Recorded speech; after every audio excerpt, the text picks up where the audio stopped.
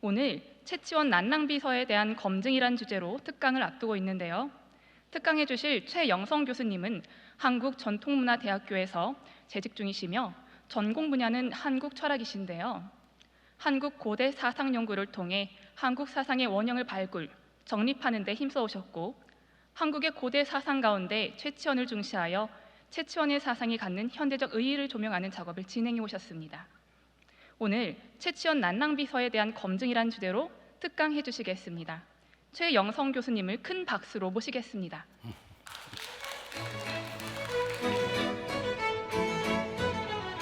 반갑습니다. 방금 소개받은 최영성입니다. 오늘 저는 조금 묵직한 주제를 가지고 말씀을 드릴까 합니다. 여러분들 난낭비서에 우리 민족 고유 사상이 풍류라고 하는 민족 고유 사상이 있었던 기록이 있다는 말씀은 다 알고 계시죠? 현재 전하는 것은 76자에 불과합니다. 난낭이라는 화랑이 있었는데 그 화랑의 비죠. 근데 그 가운데 일부만 이렇게 인용한 겁니다. 76자인데 김부식이 삼국사기에서 인용할 때 조금 더 풍부하게 했더라면 연구하는 데 도움이 될 텐데 조금 아쉬운 감이 있습니다. 거기에서 우리 민족에게는 고유 사상이 있었고 그게 풍류다 하는 얘기를 했습니다. 학자들이 많이 인용을 하죠. 근데 과연 이게 뭘 가지고 뭘 근거로 해서 이런 얘기를 했는지, 이런 역사성, 그다음에 철학적 근거는 뭔가, 이런 것에 대해서는 그동안에 조명이 거의 없었습니다. 오늘 제가 짧은 시간이지만 1시간 내에 그 얘기를 좀 할까 합니다. 삼국사기에 인용된 난낭비서는 이렇습니다. 내용이 우리나라에 현묘한 도가 있다. 이를 풍류라고 한다. 이 교를 설한 근원은 선사, 화랑국선의 역사라는 말이겠죠. 선사의 자세히 실려 있다. 내용은 곧 그 풍류라고 하는 내용을 뜯어보면 이렇다. 삼교를 포함하며, 이 포함 삼교란 말이 나옵니다.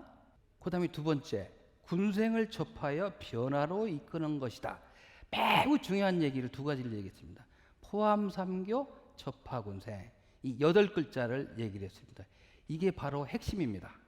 이게 바로 아주 가장 중요한 대목이거든요. 삼교를 포함하고 있다고 그랬잖아요. 삼교의 핵심적인 요소를 미리부터 머금고 있다 이런 얘기인데, 그러면 그 예를 들어야 될 거 아닙니까? 그래서 이를테면이라고 하는 얘기를 쓰면서 예를 들고 있습니다.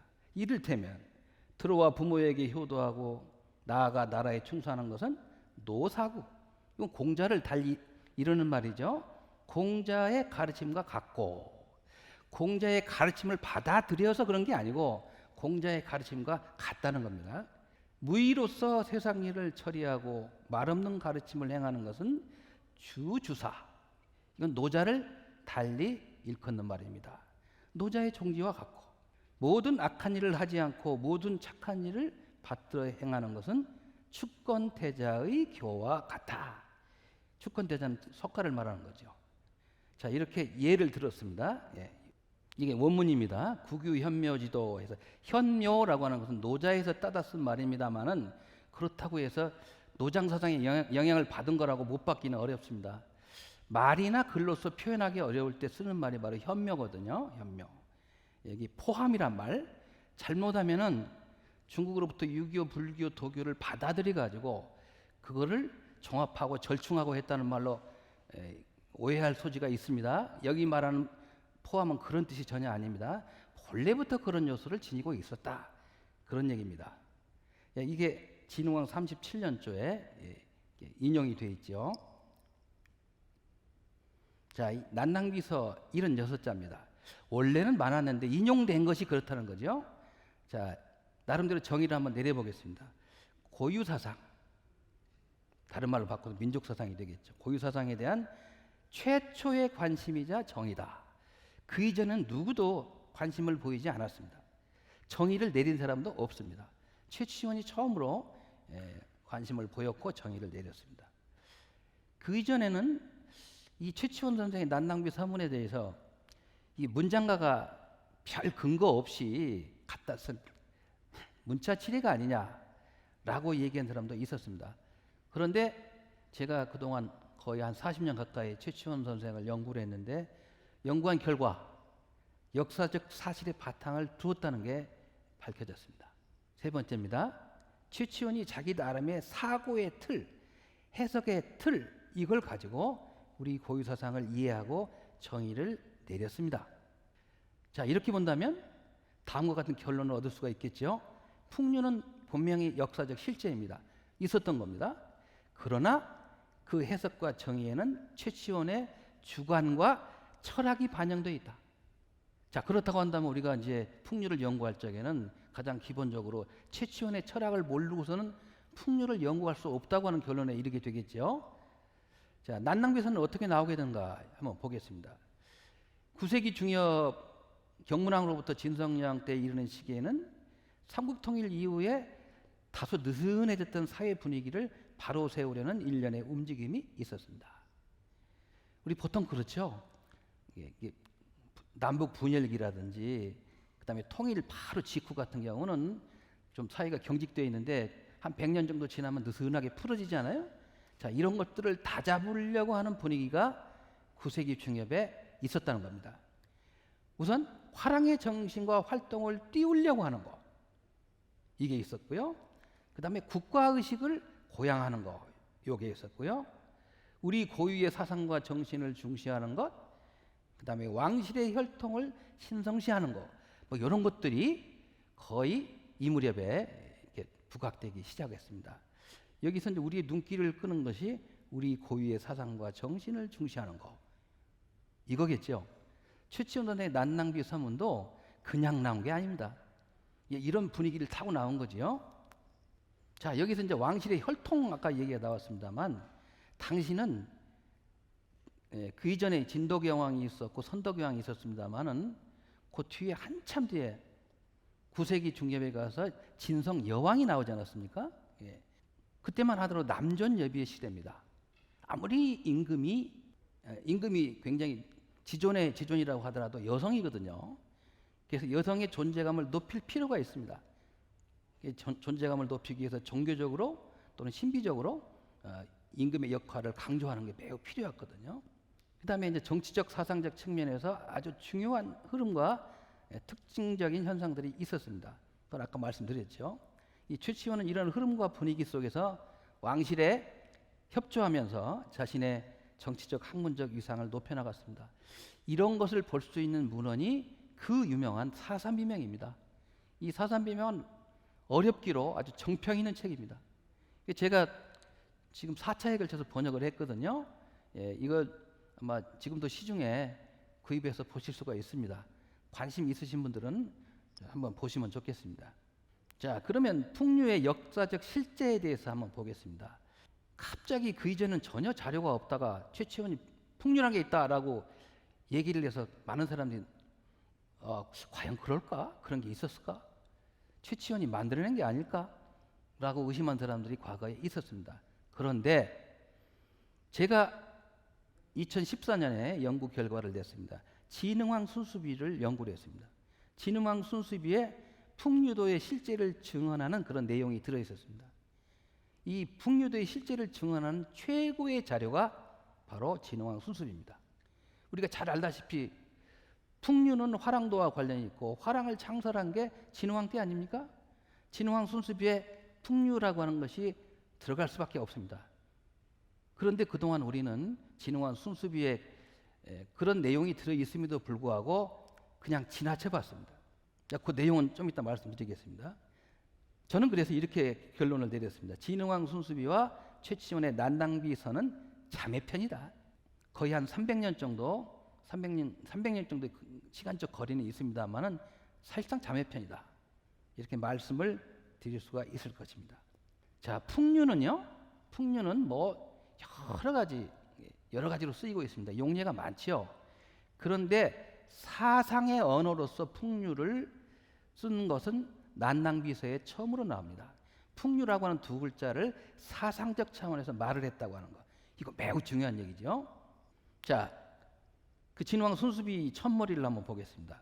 부순풍불선 즉 세도괴진, 현화불부 즉 사위교경, 이런 말이 나옵니다.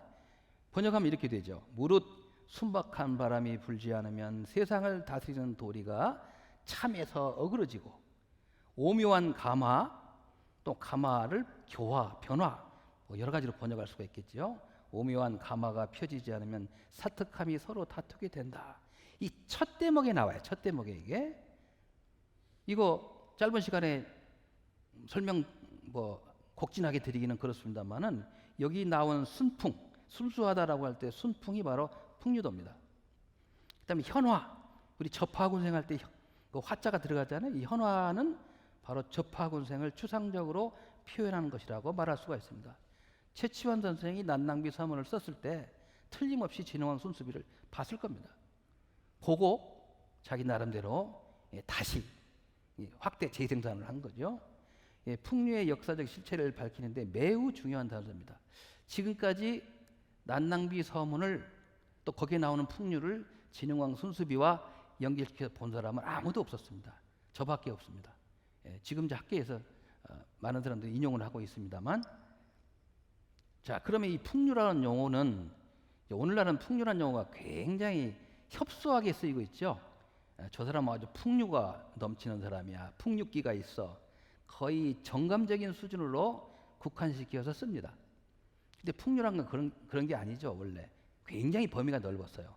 이성적 차원, 감성적 차원, 영성적 차원까지도 다 포함시켜서 볼 수 있는 그런 범위가 매우 넓은 것이었습니다. 자, 그런데 저는 이제 중국의 유명한 동진대의 승려 도안이라고 하는 스님인데요, 312년부터 385년까지 살았던 그런 분인데, 이분이 쓴 이교론이라는 글을 읽으면서 정말 아주 감탄을 금치를 못했습니다. 왜냐하면 거기에 풍류란 말이 나와요. 근데 그냥 나온 게 아닙니다. 최치원이 우리 민족 사상을 명명하고 해석할 때 얘기했던 그 풍류란 명칭이 거기 나오더라고요. 거기 나와요. 여기 이교론이라는 건, 이교라는 것은 유교와 도교, 중국에서 나온 그 종교를 총칭하는 거죠. 동도의 일준동자가 서경의 통방선생에게 물었다. 이게 가상의 글이죠. 이게 어떤 사람이 묻고 어떤 사람이 대답하고 하는 그 가상의 문답을 통해서 이런 얘기를 하고 있습니다. 제가 듣건대 풍류가 기울고 추락하여 육경이 이 때문에 편수가 되었고, 뻐기고 자랑하는 기풍이 더욱 늘어나며 노자 도덕경 이 편이 이 때문에 찬술되었다고 합니다. 자, 한마디로 말하면 이런 얘기죠. 원문이 이렇습니다. 광홍명집이라고 하는 책인데요, 굉장히 중요한 책입니다. 이게 무슨 얘기냐면, 풍류라고 하는 굉장히 복합적 성격을 띤 그런 사상체계가 있는데, 후대로 내려가면서 거기서 분화해가지고 유교가 나오고 도교가 나왔다는 겁니다. 어떻습니까? 최치원 선생이 풍류를 얘기하고 거기에서 유불도 삼교가 나왔다고 얘기한 것과 흡사하죠. 이 도안이라는 사람은 유교와 도교가 나왔다고 얘기한 거고, 최치원 선생이 유불선 세 개가 나왔다고 얘기한 거, 그 차이만 있지 똑같습니다. 구도가. 놀랍지 않습니까? 예? 이거 아무도 발견 못했어요. 제가 처음으로 발견한 겁니다. 네. 이거 고맙습니다. 예. 최치원 선생이 가장 존중했던 사람 중에 승려가 바로 도안이라는 사람이에요. 도안의 글을 무지하게 많이 읽었습니다. 사삼비명에 보면 도안 얘기가 많이 나와요. 당연히 이교론 읽어봤겠죠. 이교론을 읽고 거기서 힌트를 받아가지고 우리 민족 고유 사상을 풍류라고 하는 개념을 끌어들였고, 그걸 유불선 3교로 풀어낸 겁니다. 놀랍습니다. 이 점은 최치원의 풍류 해석에 아주 지대한 영향을 끼쳤을 거로 저는 생각을 합니다. 자, 이 풍류란 용어는 최치원이 다른 데서도 쓰고 있습니다. 같은 의미로 쓰고 있어요. 우리 민족 사상, 우리 전통 사상이란 뜻으로 쓰고 있는데요. 지증대사비, 저 문경에 가면 저 봉암사란 절이 있잖아요. 봉암사. 1년에 두 번 산문을 열죠. 석가탄신일과 백중날 두 번밖에 문을 안 여는, 참 우리나라에서 아주 참선 도량으로 유명한 곳이 아닙니까? 거기 지증대사비, 국보로 지정되어 있는 그런 지증대사비에 보면 이런 얘기가 나와요. 이 헌강왕이 지증대사를 월지궁으로 부릅니다. 이 월지궁이 어딘가 했더니, 오늘로 알고 봤더니, 여러분 옛날에 안압지 가보셨죠? 안압지가 월지였어요. 월지. 그게 다 나중에 발굴 결과 이게 저 월지라는 게 밝혀졌죠. 월지에 있는 그 궁으로 불렀습니다. 그래서 이제 지증대사에게 이제 심에 대해서 물었죠. 선사에게 마음이란 게 도대체 뭐냐라고 물었습니다. 근데 그때가 밤이었던가 봐요. 마침 달 그림자가 못 가운데 똑바로 비친 것을 보고는 지증대사가 말이죠.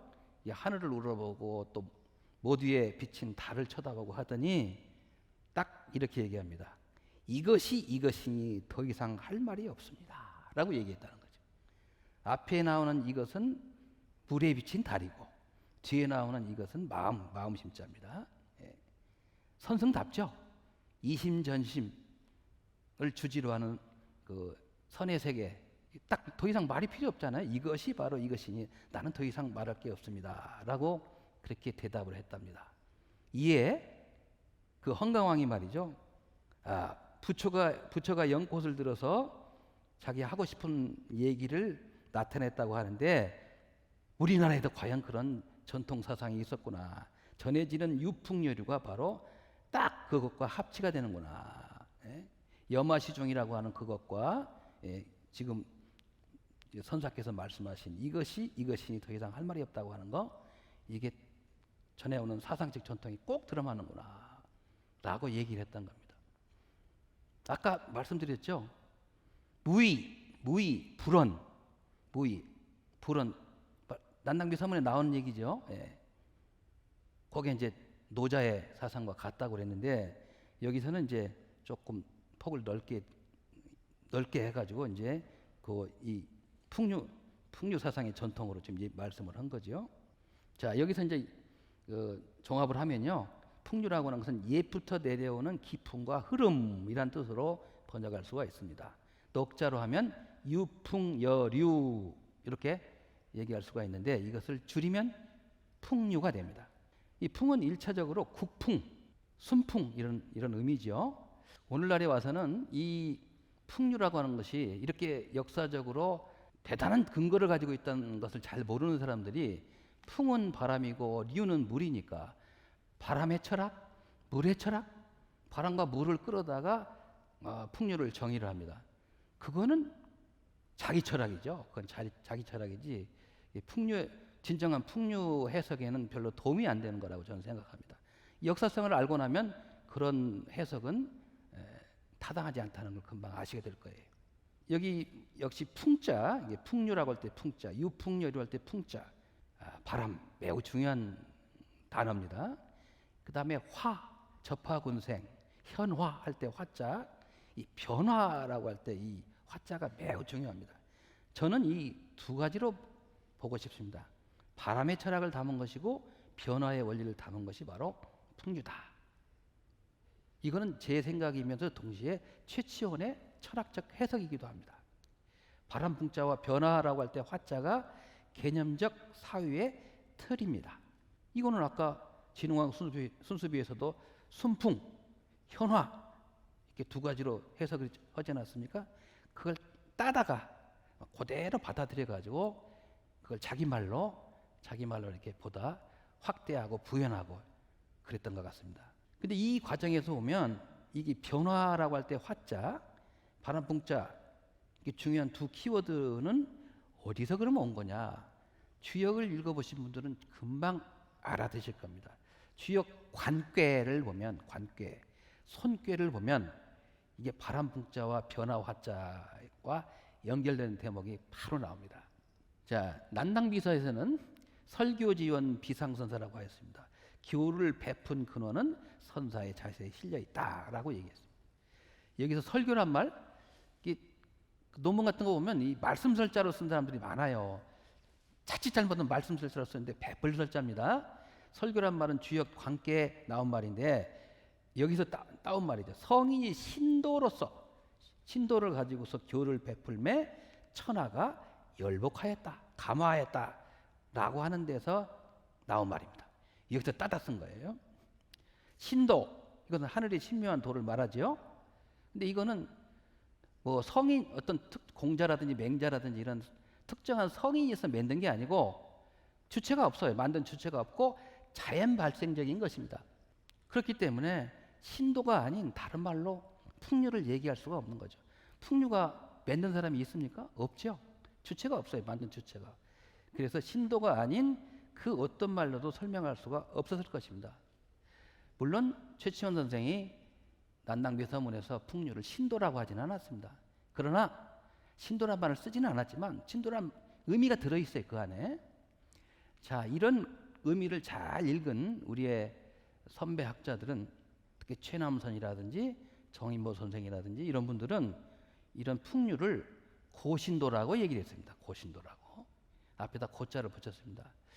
아마 일본에서 신도란 말을 즐겨 쓰지 않으면 고자도 안 붙였을 거예요. 아마. 근데 그것과 구별하기 위해서 아마 고자를 붙이지 않았나 이런 생각을 합니다. 참 잘 보신 거죠. 예전 선학들이 공부를 많이 하셨기 때문에 이게 한문 문장을 보면 이건 어디서 따졌었구나 금방 알아차려요. 이 주역 관계에서 나온 걸 알고 고신도란 이름으로 그동안에 불러왔던 겁니다. 자, 현묘지도, 이 현묘라고 하는 것은 노자에서 나온 말인데요. 우선 현묘는 말과 글로 표현할 수 없다는 의미입니다. 두 번째는 유불도 사상과 이질적이지 않으면서도 그 자체는 그렇다고 하면 유교가 꼭 같냐 불교가 꼭 같냐 아니거든요. 그 자체는 별개의 것이거든요. 서로 통하면서도 그 자체는 별개의 것이다. 요거 말로 설명하기 어렵거든요. 미묘한 것이거든요. 그러니까 현묘지도라고 말할 수밖에 없죠. 그 다음에 접하곤생이라는 넉자에다 담았습니다만 무생명체를 변화로 이끄는 것이 매우 신묘해요. 정말로 말로 표현하기 어려워요. 그러니까 현묘지도라고 설명할 수밖에 없었을 거다. 이렇게 저는 생각합니다. 자, 왕필의 줄을 보면 왕필의 줄을 보면 이런 게 나옵니다. 여기서 최치원 선생이 왕필의 줄을 아주 굉장히 많이 읽으신 것 같아요. 유와 무는 같은 곳에서 나와서 이름을 달리할 뿐이다. 그 같은 곳, 이 같은 곳은 복합체죠. 융합체를 말하는 거죠. 그 같은 곳을 이어서 현이라고 한다. 뭔가 감이 잡히지 않습니까? 그 같은 곳을 이어서 현이라고 한다. 자, 풍류도 안에는 유교적 요소, 불교적 요소, 도교적 요소가 다 들어있다는 거죠. 그 같은 데죠. 같을 동자죠. 그걸 다른 말로 바꾸면 현이라는 거죠. 현묘지도라고 말할 수 있다는 거죠. 여기서 왕필의 주에서 굉장히 큰 힌트를 받은 걸로 생각을 합니다. 자, 이 현자와 포함 3교의 그 포함을 한번 보겠습니다. 일본의 그 도교학자 후쿠나가 미츠지라는 사람은 이런 얘기를 했습니다.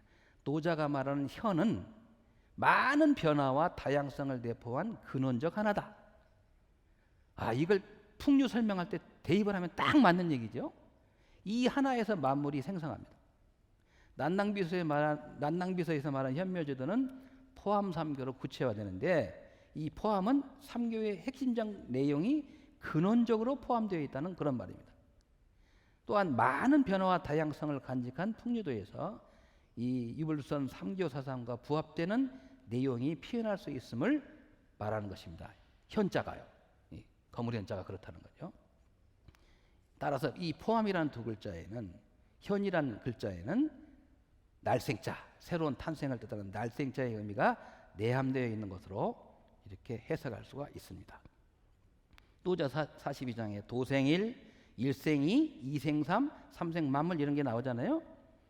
도에서 하나가 나오고 하나에서 둘이 나오고 아까 그 도 안에 이교론에서 나오는 것도 바로 여기에 근거한 것이 아닌가 그렇게 생각할 수가 있습니다. 왜 포함 3교냐? 3교를 포함하고 있다고 그랬잖아요.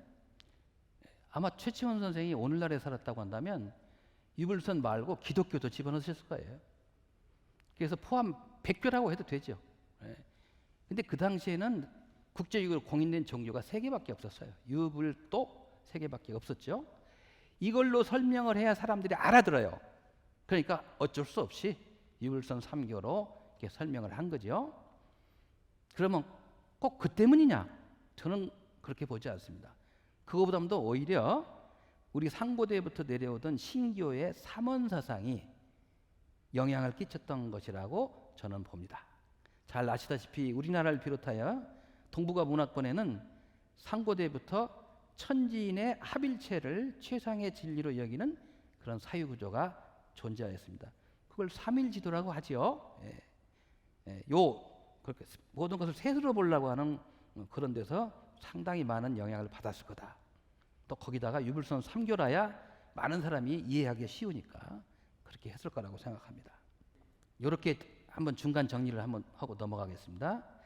최치원은 우리 고유 사상과 삼교 사상의 상통점을 찾아내는데 적극 힘썼습니다. 이는 1차적으로 삼교 사상을 우리의 전통 사상의 체계 속에서 재발견하려는 것이고, 궁극적으로는 삼교의 토착화를 염두에 둔 의도적인 것이었습니다. 이거 잘 보셔야 됩니다. 삼교 사상을 통해 가지고 우리 전통 사상을 읽어내는 거죠. 그랬더니 유교, 불교, 도교 다 남의 게 아니에요. 우리하고 다 통해요. 그래서 궁극적으로는 이 삼교를 토착화하려고 하는 그런 의도로까지 이제 연결이 됩니다. 최치원이 생각하는 삼교는, 유불선 삼교는 한갓 외래 사상이 아니었습니다. 삼교 사상의 요소가 본래부터 이 풍류도에 함유되어 있기 때문에 삼교 사상은 우리나라에서 유불선 삼교가 반드시 성행할 것이다. 그 어느 것 하나라도 우리나라에서 실패하고 돌아간 예가 없다. 다 우리나라에서 뿌리를 이렇게 내리고 성행할 것이다. 라고 하는 그런 믿음을 가졌던 겁니다. 자, 그러면 풍류도 안에 유교 사상의 핵심적인 요소가 들어있다고 하는데 어떤 근거를 가지고 얘기했나 한번 보겠습니다. 우리나라에는 옛날 고국 가운데 아주 오래된 나라 가운데 군자국이라고 한 나라가 있었습니다. 군자국이란 나라가 있었고 그다음에 청국이란 나라가 있었어요. 군자국은 한반도 안에 있었던 나라고요. 그다음에 청국은 저 만주 지역에 있었던 그런 나라입니다. 둘 다 우리 민족과 관련이 있는 나라지요.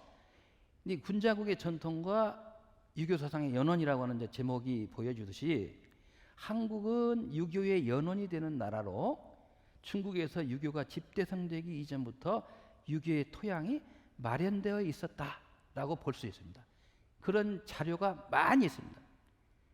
주로 우리나라보다도 중국 자료가 그런 것들을 많이 증명을 해주고 있죠. 우선 군자국이라는 나라 자체가 얼마나 유교하고 가깝습니까? 유교에서 가장 이상적으로 여기는 인간상이 군자 아니에요? 근데 그런 군자가 얼마나 많았으면, 또 그런 군자가 얼마나 많이 나오기를 기대했으면 나라 이름을 군자국이라고 했겠습니까? 이 군자국이라는 나라는 공자보다 훨씬 이전에 있었던 나라입니다. 자, 그러니까 유교하고 이 군자국의 그 사상 전통이 얼마나 밀접한 관계가 있었는가 우선 미루어 짐작할 수가 있죠. 자, 그러다가 이 우리의 한반도에 있는 군자국에 있는 유교 사상의 전통이 중국으로 건너가서 공자에 의해서 한참 뒤죠. 한참 뒤에 공자라는 사람에 의해서 집대성이 됩니다.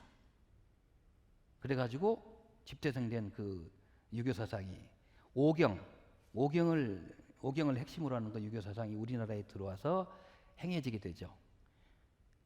그 뒤로부터는 완전히 이제 공자가 집대성한 유교만이 성행을 하고 우리의 본래 있었던 사상적 전통, 유교 사상의 전통은 차츰 사라져버리고 찾아보기가 어렵게 돼버렸죠. 자, 최치원은 우리나라가 유교의 근원이었음을 여러 글에서 말하였습니다. 최치원 선생이 중국에 유학을 잘 가셨어요. 신라에만 있었다고 한다면 이런 자료들을 폭넓게 공부를 못했을 겁니다. 중국을 가서 여러 책을 봤더니 이 한반도, 특히 신라, 이 대단한 나라거든요. 새삼 거기서 위대한 나라라는 것을 절감을 하게 됩니다. 그래서 지증대사비에서는 이런 얘기를 합니다. 동방의 제국 가운데 우리보다 더 위대한 나라는 없다. 물론 그 당시에 우리나라를 갖다 제국으로 보는 그런 전통 때문에 이런 표현을 했습니다만은 아주 위대한 나라라고 표현을 합니다. 뭐 때문에 그랬을까요? 최치원 선생의 그 말씀을 하나하나 이렇게 차근차근 말씀드리기 어려운 것이 참 안타깝습니다. 제가 연구 결과를 토대로 해서 종합을 하면 이렇습니다. 우리에게는 인간 존중의 사상이 있다. 더 나아가 인도주의 사상의 원류, 이런 게 우리한테 있다. 얼마나 위대한 나라냐, 얼마나 위대한 사상적 전통이냐. 그런 얘기를 아주 감탄사를 연발을 합니다. 유교의 이상적인 인간상의 원형은 바로 다른 데 있지 않다. 우리 동방군자국에 있다라고 이렇게 얘기를 하고 있습니다. 오늘날 사람들은 최치원 선생 개인적인 생각 아니겠느냐라고 그렇게 얘기할 수도 있을 겁니다. 그러나 최치원 선생이 한마디도 근거 없이 얘기하지 않았습니다. 중국에 나오는 여러 역사서, 하여튼 제자백과서, 하여튼 조그마한 조각거리라도 다 모아가지고 그걸 엮어서 얘기했다고 하는 그 점에 우리는 주목을 해야 될 줄 압니다. 공자의 사상은 인사상이죠. 어지린자입니다. 근데 이 어지린자는 원래 사람인자에서 유래를 한 겁니다. 사람다움, 사람답게 살자, 사람다움에서 나온 거죠. 그런데 이 어지린자는요, 동방 사람의 어진 성품에서 비롯됐다는 것이 오늘날 학계의 정설입니다. 동방의 군자국과 연결이 되어 있다는 거죠. 각권문에 보면 동인이란 말이 많이 나옵니다. 동방 사람이란 뜻이 아니에요. 이 앞에 나온 동자는 동방이란 뜻이고 뒤에 나오는 인자는 인방족이 살았던 곳, 인방이란 말입니다. 인방. 사람의 인자, 방위를 딱 나타내는 그런 글자거든요. 기원전 1330년 무렵의 각골문에서는 동방족을 가리키는 인방을 인자로만 표현을 합니다. 동방 사람이 아니고 인방이란 뜻이거든요. 인방족이라는 고유명사입니다. 근데 이 인방족이 우리 민족과 무관하지 않다는 거죠. 중국의 학자 노간이라는 사람이 있어요. 노간. 대륙에서 나중에 대만으로 가서 대만에서 돌아가셨죠. 이런 얘기를 했습니다. 인방족은 예의와 교양이 있는 부족으로서 문화적으로 중국보다 훨씬 선진이었다. 이런 얘기를 하고 있습니다. 중국 사람들이 막 모든 게 전부 한족이 최고로 우수한 줄 알고 그러고 다니지만 그렇지 않다. 위로 올라가면 올라갈수록 동방족이 얼마나 문화가 우수했는가 알 수 있다. 이거 중국 사람이 한 말입니다. 그리고 이런 얘기를 합니다. 중국에서 뒷날 인자를 차용해서 인류라고 했다. 인류라고 할 때 인자가 바로 어디서 따온 거냐? 인방이라고 할 때 거기서 인자에서 따온 거다 이 말이에요. 얼마나 문화 수준이 높았으면 인류라고 할 때 인자를 거기서 따왔겠느냐? 이 노관이 한 말입니다. 또 역시 갑골학자 동작빈이라는 사람이 있죠. 동작빈. 이분은 아까 노관이라는 분하고 거의 연구 성격이 비슷한데요. 이 사람 인자와 인방족이라고 할 때 인자와 어지린자 그리고 동이라고 할 때 이자는 원래 연원적으로 같은 글자다. 같은 글자다. 모양만 다르지 이거는 사상적으로 다 갈래가 한 갈래다. 그런 얘기를 했습니다. 동부족에서 유래한다고 이렇게 말을 했습니다. 이거 간단히 넘어갈 수 있는 문제가 아니죠. 최치원은 다 이것까지 다 내다봤다는 거예요. 그 비문 쓰면서 굉장히 자세하게 쓸 수가 없으니까 그걸 응축시켜서 썼을 뿐이지 다 이런 것까지 공부하고 내린 결론이 포함 3교라는 겁니다. 자, 그럼 포함 3교의 불교하고 관련된 맥락은 도대체 뭐냐? 자, 우리 잘 아시다시피 석가모니 이전 시기를 전불시대라고 하죠. 그런데 전불시대에 이미 신라에 불교가 있었다는 설화가 등장합니다. 이 소위 말하는 불국토 설화죠. 나중에는 불교가 우리의 종교라고 믿는 데까지 이르게 되는데 이거 완전히 이게 조금 역사적인 근거가 없이 허황된 얘기 아니냐라고 얘기할지 모릅니다. 그런데 이건 엄연한 역사적 사실입니다. 신라 때 이런 불국토 사상이 있었어요. 우리는 저 서방에서 종교적 형태로 발전되기 이전에 불교의 싹이, 묘맥이 이미 우리 신라에 있었다는 거예요. 자, 삼국유사에 보면 이런 얘기 나오죠. 서라벌에 전불시대의 7개 가람터가 있었다. 아쇼카 왕이 만들다가 실패했던 불상이 전불시대부터 불교와 인연이 있던 신라 땅에서 완성을 보았다라고 하는 대목도 나옵니다. 전불시대의 7가람 가운데 가장 유명한 것이 황룡사죠. 황룡사에 가서 보면 가서뿔이 설법하던 연좌석 이렇게 앉아서 말이죠. 설법하던 그런 커다란 돌이 있었다고 하는 전설로 등장을 합니다. 최치원의 포함 3교설에는 바로 이러한 아주 최치원 선생보다 훨씬 이전에 수백 년 전부터 내려오던 이런 신라 불국토 사상이 위바탕에 깔려 있습니다. 자, 최치원 선생이 조금 다른 점이라고 한다면 이전에는 주로 설화 수준에 머물렀다고 한다면 설화 수준에서 한 단계 더 나아가서 학술적으로 조명하려고 했다고 하는 거, 이런 점이 조금 다른 점이라고 할 수가 있을 것 같습니다. 자, 최치원 선생은 선사들의 비문을 썼죠. 비문, 그 다음에 전기 이런 것들을 그 누구보다도 많이 썼습니다. 거기서 이런 얘기를 해요. 불교의 자비 정신과 우리나라 사람들의 어진 성품은 잘 들어맞는다. 예.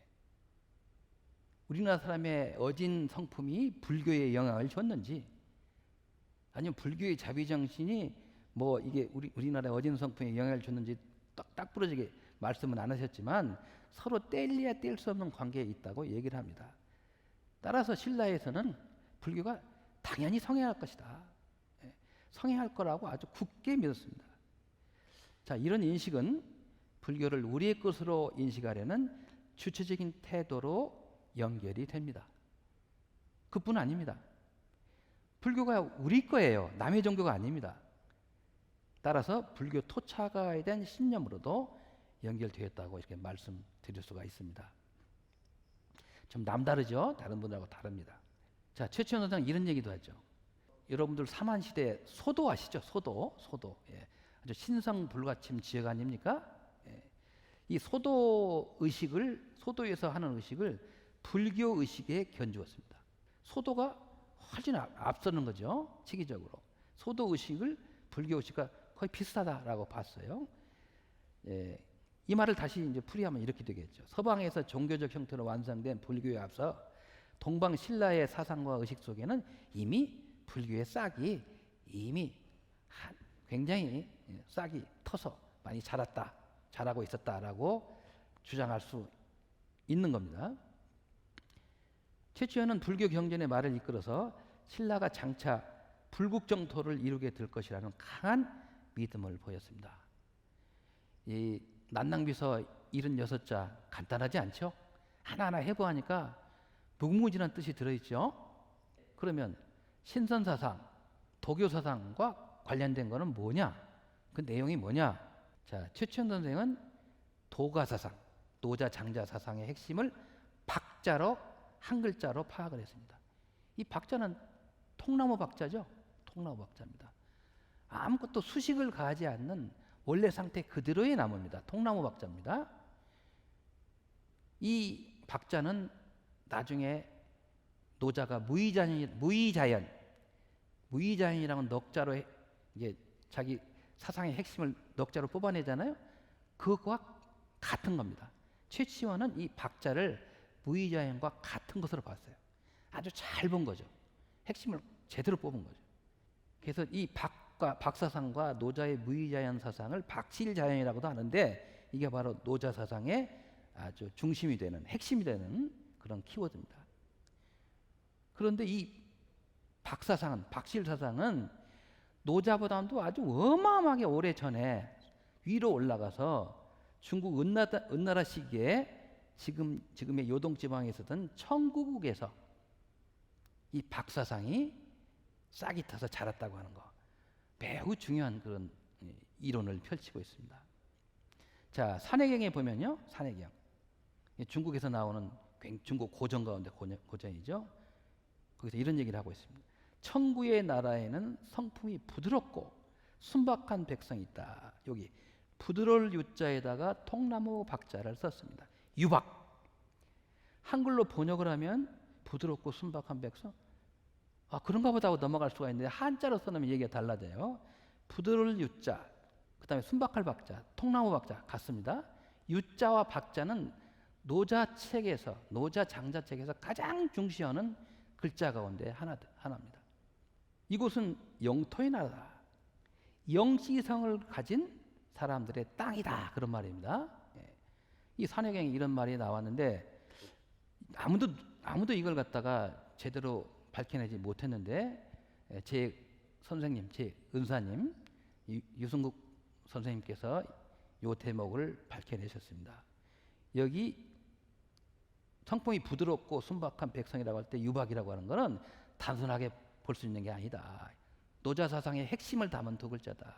이게 은나라 때 있었던, 지금의 요동지방에 있었던 천국에서 이런 사상을 가진 백성들이 있었다. 절대로 그냥 보면 안 된다 그러셨어요.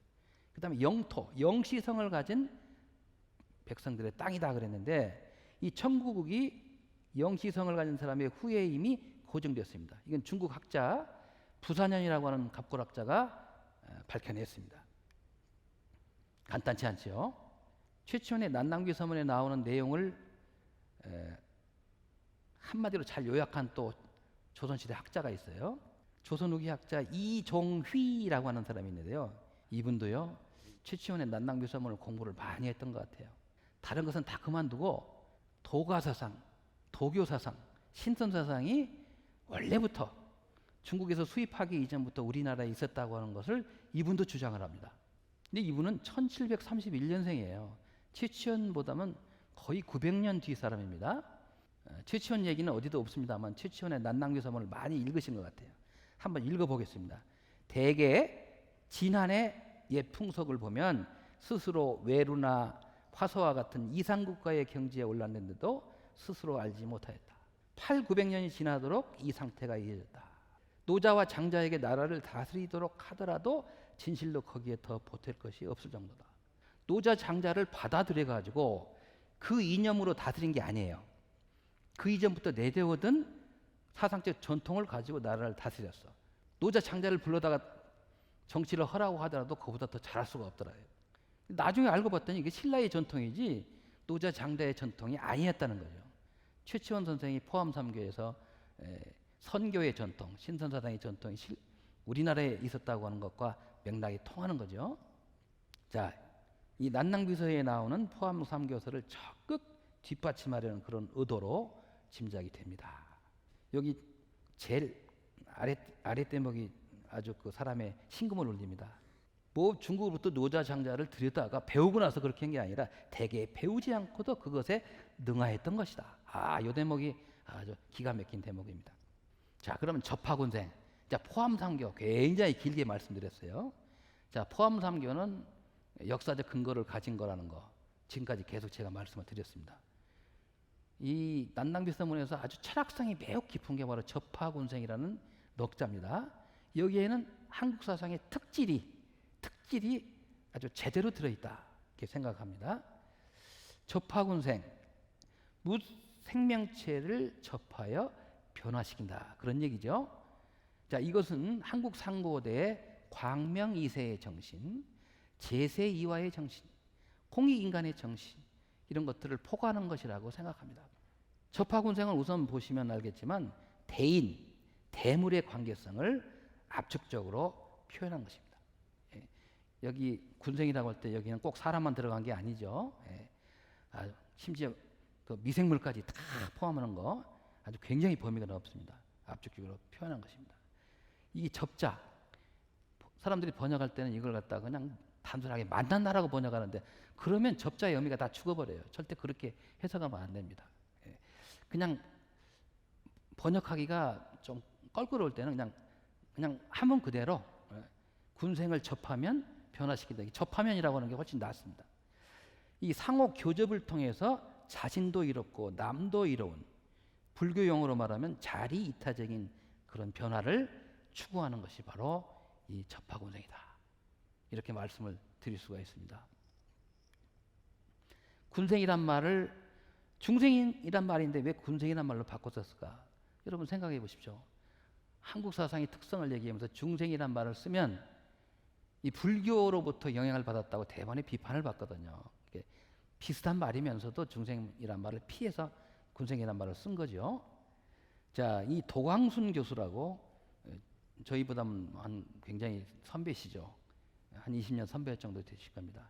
아주 굉장히 좋은 말씀을 남기셔서 금과 억조 같은 말씀을 남기셨습니다. 접하군생은 홍익인간보다 그 뜻이 더욱 넓은 한국 고유의 어짐의 표현이요. 풍리도의 범생물적인 생생의 자해를 의미하는 말이다. 초목군생이나 동물에까지도 덕화를 베풀어 생을 동락 동렬하도록 하는 것을 접하군생이라고 표현한 까닭이다. 아주 제가 인용을 많이 하는 그런 문구입니다. 예. 자, 여기 접자의 의미를 다시 한번 말씀을 드리겠습니다. 접자가 간단하지 않습니다. 저는 이 접자를 조금 불경스러울지 모릅니다만은 남녀의 교접에 비유하는 것이 이 접자의 원래 의미에 가깝다. 저는 그렇게 생각합니다. 왜냐? 서로 성도 달라요. 태어난 것도 다릅니다. 그런 남녀가 결혼이라는 것을 통해 가지고 만납니다. 그래서 남자와 여자가 만나 가지고 육체와 영혼이 하나가 되죠. 그 하나로 만나서 새로운 생명을 만들어내는 겁니다. 그런 것을 비유할 수 있기 때문에 저는 조금 부담스럽긴 하지만 이런 비유가 불가피하다 이런 말씀을 드립니다. 이 접은 사람은 물론 동식물, 무기물 등 우주 만물을 교접하여 감화시키고 교화시키고 진화시키고, 이 화자를 자꾸 교화한다고만 번역하면 죽어버립니다. 한국 사상의 특성은 이 변화한다고 할 때 화자에 담겨 있는데 이걸 자꾸 교화라고만 하면 유교적인 냄새가 너무 많이 나거든요. 교화, 감화, 진화, 뭐 생물학적 변화 다 좋습니다. 이런 걸 포괄하는 화자가 여기 나오는 접하군생의 화자입니다. 진화시켜서 무명의 굴레를 풀어주고 서로의 삶을 향상시켜서 마침내 완성체로 거듭나도록 하는 것입니다. 저는 얼마나 철학적 깊이가 있는 그런 글입니까? 그래서 포함삼교 접하군생, 이것을 저는 8글자의 선언이라고 생각합니다. 최첨생 글은 그냥 이렇게 공부를 오래 해보면 무슨 주문 같아요. 주문 같습니다. 막 그러니까 소름이 끼칠 정도로 이렇게 주문처럼 다가와요. 여러분들 그 8글자가 얼마나 중요하다는 거 뭐 앞으로 조금 절실하게 인식을 했으면 좋겠습니다. 그런데 우리 선학들은 이미 다 아셨어요. 얼마나 이게 중요하다고 생각했는지 동학에서의 기본 조직을 보면 포와 접이 있잖아요. 포에는 포주가 있고 접에는 접주가 있어요. 포, 접 이게 어디서 따왔냐? 이게 포함삼교 접하군생에 따온 겁니다. 이게 어디에 그런 얘기는 없어요. 근데 딱 보면 알잖아요. 이게 어디서 따왔다는 게. 접은 단순한 교접이나 만남을 의미하지 않습니다. 종교적 차원에서 해석하면 접신의 경지까지 이르는 것입니다. 근데 단순하게 만나다라고만 번역하면 말이 되겠어요? 이게 안 되는 거죠. 이 접자는 이성적 차원의 접, 감성적 차원의 접, 영성적 차원의 접까지 다 포함하는 글자인데 단순하게 만난다고 하면 안 되잖아요. 그거는. 이 접신이라는 사람에게 신이 내려서 영혼이 서로 통하는 것입니다. 또 반대로 사람이 하늘의 신령한 기운을 접한다는 의미이기도 합니다. 자, 그래서 이 대목을 한번 보겠습니다. 접신의 경지에 이르고 그 경지가 고조되면 영가를 하고 무도를 하죠. 자기도 모르게 막 춤이 나오고 노래가 나오고 그러지 않습니까? 이런 영기가 주어지고 통할 때 완전히 다른 사람이 되고 다른 사물이 된다. 이런 상태를 갖다가 표현을 하면 우선 기로 표현할 수가 있겠죠. 기적 차원. 이 기운 아니겠어요? 막 기운이 펄펄 나는 거니까 기로 표현할 수 있고, 또 한편으로는 이건 영적인 세계로 또 표현할 수 있지 않겠습니까? 그래서 이 기로 표현할 수 있는 정감성과 영으로 표현할 수 있는 영명성이 한 지점에서 만나는 것입니다. 자, 이렇게 본다면 이 접 한 글자에 말이죠. 한국 사상의 특성이 다 들어있는 거예요. 한국 사상의 특성은 이성, 감성, 영성, 이게 세 개가 하나로 만나는 거예요. 근데 그걸 접 한 글자에다 담았다 이 말이에요. 이걸 갖다 만났다고만 번역하면 되겠냐고요. 안 되는 거죠. 그거는. 자, 이 화의 의미, 이 화자. 여러분 삼국유사 단군기 짧죠? 얼마 안 되잖아요. 단군기를 보면 그 짧은 글 속에 7번이나 화자가 나옵니다. 한번 세보세요. 오늘 돌아가서 세보십시오. 한국 사상에서의 그 화의 전통은 삼국유사의 제세이화에서 근원합니다. 접하군생에서 핵심 명제는 요 군생할 때 생자와 변화라고 할 때 화자입니다. 낳고 또 낳고 낳아서 생성이 이어지는 과정에서 변화 또한 끊임없이 이어집니다. 자, 이렇게 본다면 생성이 곧 변화고 변화가 곧 생성입니다. 이건 순환론적인 우주론을 그대로 잘 드러내주는 것입니다. 하나의 생명이 나서 생, 장, 자라죠. 수학을 하죠. 장, 갈무리하죠. 생장, 수장으로 모습이나 성질을 바꿔가면서 변화를 지속합니다. 갈무리 됐던 것이 나중에 또 봄이 되면 싹이 나오잖아요. 계속 돌고 돕니다. 그래서 이 화자에는 동양 생명사상의 골자가 여기 들어있다. 여기에 한 글자 속에 들어있다. 삼국유사 단군기를 보면 천리를 따라서 세상을 변화시키는 제세이화를 말하였습니다. 짧은 글에 화자가 7번 나온다고 말씀드렸죠. 자, 천부경들 다 많이 보시잖아요. 뭐 해석은 각각 다를지언정 많이 보시지 않습니까? 천부경에서 무게화삼이라고 합니다. 여기 화자가 나오지 않습니까? 예. 진왕 순수비에서 순풍, 현화, 화자 또 나오지 않습니까? 아, 이게 우연한 게 아니에요. 이제 공부를 하다 보면 참 이런 대목이 나면 너무 재미있어요. 또 최치훈은 지증대사 비문에서 이런 얘기를 합니다. 은은 상고지화. 은은이란 말은 겉으로 이렇게 드러나지 않으면서도 뭐 은근하게 이렇게 전해 내려오는 것을 표현하는 글자죠. 상고지화. 아주 옛부터 상고 시대부터 내려오는 전통 사상의 그 화를 말하는 거죠. 상고지화. 이런 얘기를 지증대사 비문에서 말을 합니다. 접하곤생의 이 화자가 우리 상고대의 사상적 전통, 종교적 전통 이런 것들을 이어온 것임을 엿볼 수가 있습니다. 이렇게 본다면 이 접하곤생에 담겨 있는 함의 그리고 역사적 내력이 아주 간단하지 않다는 것을 우리가 짧은 시간이지만 느낄 수 있었으리라고 생각합니다. 자, 근데 민족 종교가 많이 있잖아요. 구체적으로 들지는 않겠습니다. 이 민족 종교에서는 이 화의 전통을 잘 포착하였습니다. 대종교 경전의 하나인 효삼경에서는 세상을 다스리는 방법으로 조화, 교화, 치화 얘기를 하지 않았습니까?